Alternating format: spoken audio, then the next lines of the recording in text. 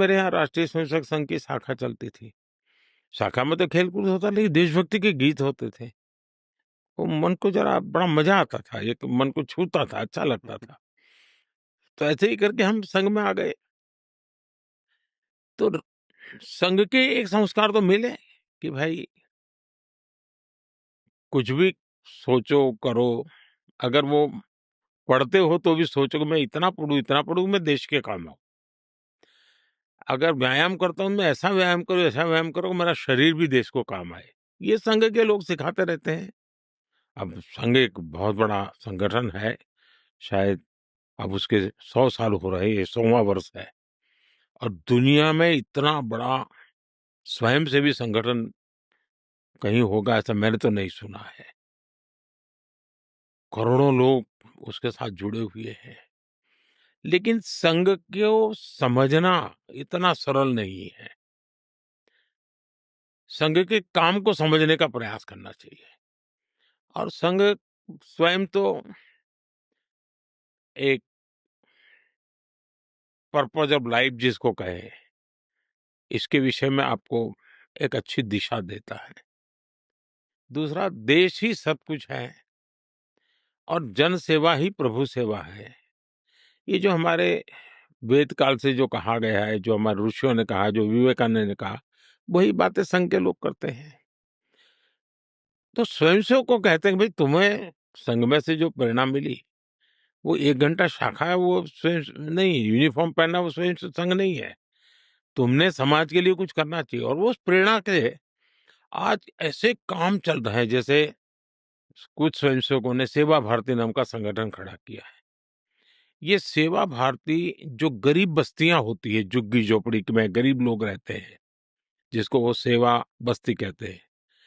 मेरी मोटी-मोटी जानकारी है, करीब 1.25 लाख सेवा प्रकल्प चलाते हैं वो और किसी सरकार की मदद के बिना समाज की मदद से वहां जाना, समय देना, बच्चों को पढ़ाना, उनके हेल्थ की चिंता करना, ऐसे ऐसे काम करते हैं।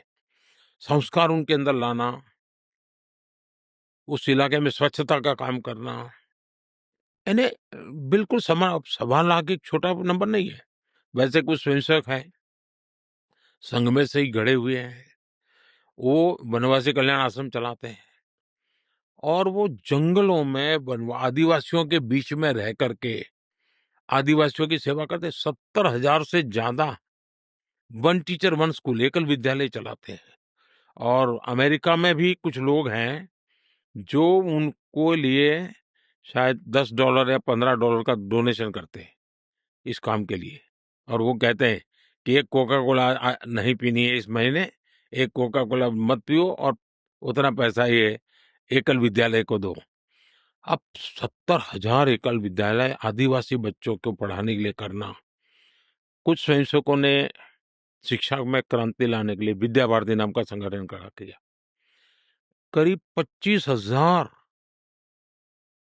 स्कूल चलते हैं उनके देश में और 30 लाख से छात्रा एट अ टाइम होते हैं और मैं मानता हूं अब तक करोड़ों विद्यार्थियों को और बहुत ही कम दाम में पढ़ाई हो और संस्कार को भी प्राथमिकता हो, जमीन से जुड़े हुए लोग हो, कुछ न कुछ हुनर सीखे, समाज पर बोझ न बने, यानी जीवन के हर क्षेत्र में वे, चाहे महिला हो, युवा हो, इवन मजदूर, शायद उन मेंबरशिप के हिसाब से मैं कहूँ तो भारतीय मजदूर संघ है, शायद उसके 55,000 के करीब यूनियंस है शायद और करोड़ों की तादाद में उनके मेंबर्स हैं। शायद दुनिया में इतना बड़ा लेबर यूनियन कुछ नहीं होगा और सिखा कैसा जाता है? लेफ्टिस्ट लोगों ने मजदूरों की मूवमेंटों को बड़ा बल दिया। लेबर मूवमेंट जो लगे हैं उनका नारा क्या होता है? Workers of the world unite, दुनिया के मजदूरों एक हो जाओ, फिर देख लेंगे, ये भाव होता है। ये मजदूर संघ वाले क्या कहते हैं, जो आरएसएस की शाखा से निकले हुए स्वयंसेवक मजदूर संघ चलाते हैं, वो कहते हैं वर्कर्स यूनाइट द वर्ल्ड। वो कहते हैं workers of the world unite, ये कहता है workers unite the world. Unite the world. ये कितना बड़ा वाक्य, दो शब्दों में इधर उधर है, लेकिन कितना बड़ा वैचारिक बदलाव है। ये संघ की शाखा से निकले हुए लोग अपनी रुचि, प्रकृति, प्रवृत्ति के अनुसार जब काम करते हैं, तो इस प्रकार के गतिविधियों को बल देते हैं। और जब इन कामों को देखेंगे, तब आपको 100 साल में राष्ट्रीय स्वयंसेवक संघ ने भारत के सारे चकाचौंध दुनिया से दूर रहते हुए एक साधक की तरह समर्पित भाव से, तो मेरा ये सौभाग्य रहा कि ऐसे पवित्र संगठन से मुझे संस्कार मिले जीवन के।